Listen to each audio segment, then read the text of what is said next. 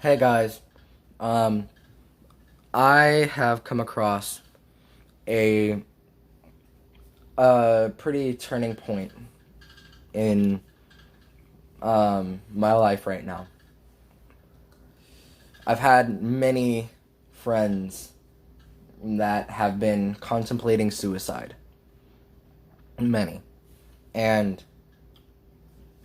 I want to make this video to show other people that you can overcome it.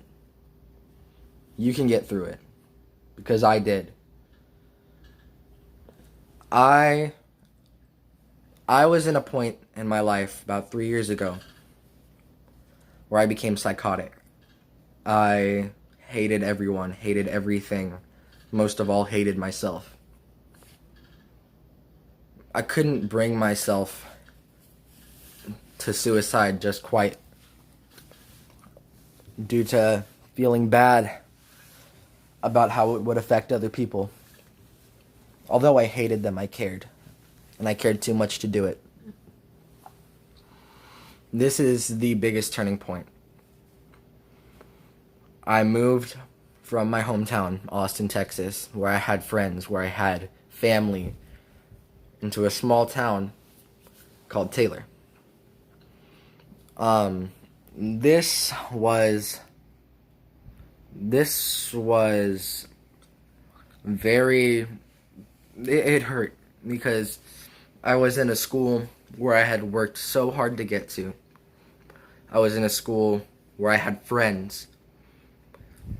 It wasn't just a regular middle school. I was in 6th grade at this point. But it was a magnet school that I got a fine arts transfer to. Um, but I left everything I worked so hard for behind. And I didn't have a choice in doing it. And that's really what got me. My whole life has been filled with trauma, unfortunately. Like many people's lives, maybe, and probably are. Well, I can guarantee there are a lot of people out there whose lives are just about the same, if not worse, than mine. But back to my story. From the point I was 11 up until February of this year, I was in and out of juvenile detention. I was in and out of mental hospitals. As you guys may know, I live in Texas. So some include Georgetown Behavioral Health, Cross Creek, Cedar Crest. San Marcos Treatment Center was my first residential. During that time, I felt like I wasn't worth anything. I still have scars on my arms from trying to burn myself and picking at bare skin because I was so angry. And I still have holes in my walls from when I was so angry at my parents. I was in a place where I felt there was no return. And there was nothing that could bring me back to the way I was when I was little. Just clear-minded and happy with a good life. I was in a place of darkness and depression and anxiety, worry, frustration, anger, rage. But I went to juvie for the last time. We had been trying to figure out living situations. And my judge made the smartest decision I think anybody in my entire life has ever made. She sent me to a residential that was supposed to be the end of the line. And I knew that. And she knew, my judge knew that I knew that. She sent me to a residential. And this residential was very small. It was a campus in Waco, with about 60 people. It was very difficult to get used to. The first day I went in, I was so scared I almost jumped the fence. Now, as time went on, I got used to living there. I got used to having 10, 11 other kids on my unit. I was on a unit called Bosky. They have units there named after rivers. I was on a unit called Bosky. I'm not going to disclose any names, just due to privacy and confidentiality's sake. But there were times where I got in fights. There were times when I was calm. And through all of that, the one thing that helped me was having somebody that understood.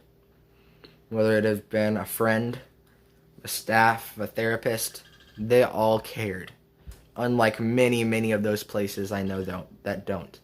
They say they do, but they don't.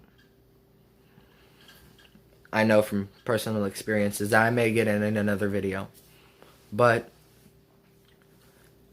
there is a lot of suicide going on right now due to the recent death of George Floyd. There's a lot of anger and frustration, a lot of mental health issues. So I just want to encourage everybody from my story of how through 4 years of mental torment from myself, from mental torment from others, I made it through. I'm living proof that people can change. Now,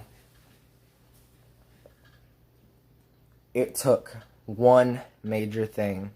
Well, two. Two major things. It took me making a decision for myself and nobody else to get better. To do what you know is right. And to strive toward getting better and to strive toward feeling okay again. And of course, I'm not perfect. There were bumps in the road. And there are still bumps in the road now. I still have the occasional overwhelming panic. But I'm nowhere close to where I was. And the second thing, I needed somebody who cared. Now, I know many people feel like they don't. And I can guarantee that there are some people that don't. But not anymore. If anybody ever needs any help, I am always here for whoever needs it. I'm here to share my wisdom and advice. I may not look like I'm wise. I may not look like I know a lot. But trust me, once you've been through hell, living hell, you learn quite a bit on how to get out of living hell. You learn how to survive. Or you give up. And I have been at that place before.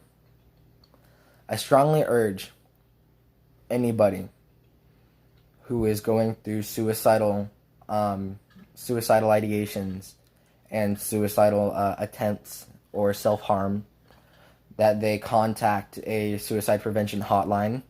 The people on the prevention hotline, don't call 911 because 911 will only come to your house and bring you to a hospital. The people on the suicide prevention hotline actually care. They will hear you out. They will hear what you have to say, how you feel. And the last time I talked to them, it wasn't a strong urge of suicide, but they heard me out anyways. They heard me out even though I wasn't a major case. And that's how you know somebody cares. Please, if you're feeling this way, contact somebody that can help you. Contact somebody who you trust, who you know you can get help from. If you are having depression and anxiety, there are multiple sources, including myself.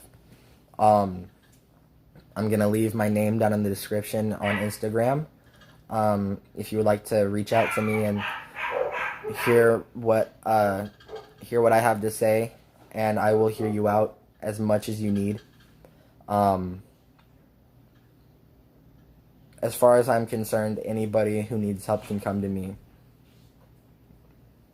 I'm always here.